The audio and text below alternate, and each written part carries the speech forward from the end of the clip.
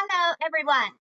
Today, I will present our research on Maybank, Malaysia's major financial institution, focusing on how asset quality and capital adequacy affected its profitability from 2017 to 2024. Okay, first, why is this topic important? The banking industry drives economic growth by allocating funds and managing risks. And Maybank is necessary to Malaysia's economy by lending and capital management. Understanding its profitability factors helps both its managers and regulators. We measure profitability with two key indicators: ROA, which reflects asset profit efficiency, and ROE, which shows shareholders' returns. Our literature review highlights two key points. First, unpaid bad loans harm profitability. When loans go unpaid, banks set aside more for losses, card income, as studies on emerging markets and ASEAN countries like Bolton et al. And Duan et al. In 2022 confirm. Second, a strong capital base measured by the CET1 ratio boosts profitability. Banks with more capital have lower funding costs and handle crises better, a finding supported by post-2008 crisis and COVID-19 studies. Our research aims to these questions. How do NPLs and CET1 affect Maybank profitability? And what policy suggestions can we offer? Okay, let's go. For methodology, we use 8 years of secondary debt, 2017 to 2024, from Maybank's annual reports.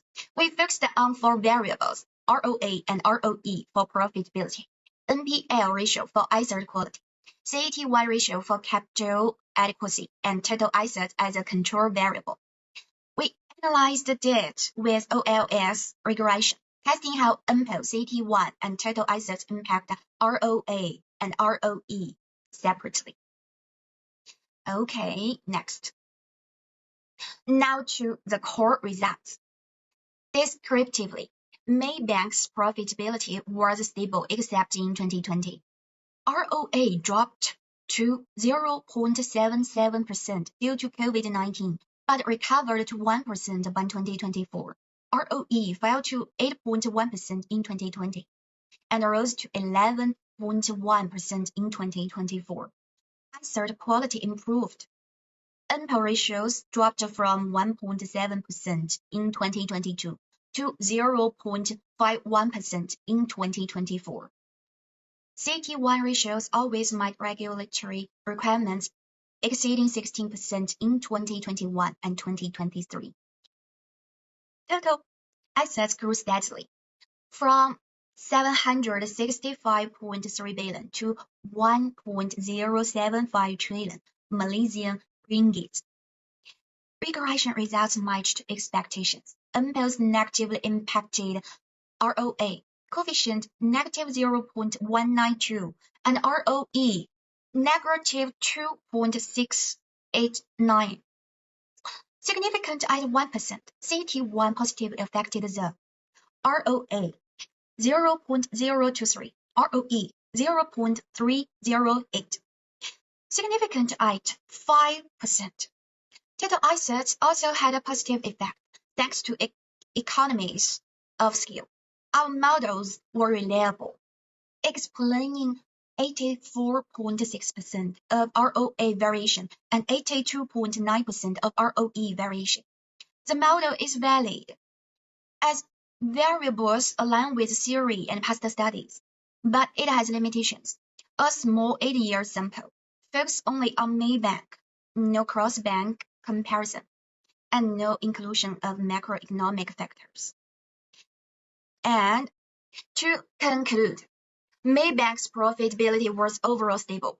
It bounced back quickly after the 2020 COVID-19 dip, showing resilience, NPLs constrained profitability, CET1 supported it, and the large asset size boosted efficiency. Finally,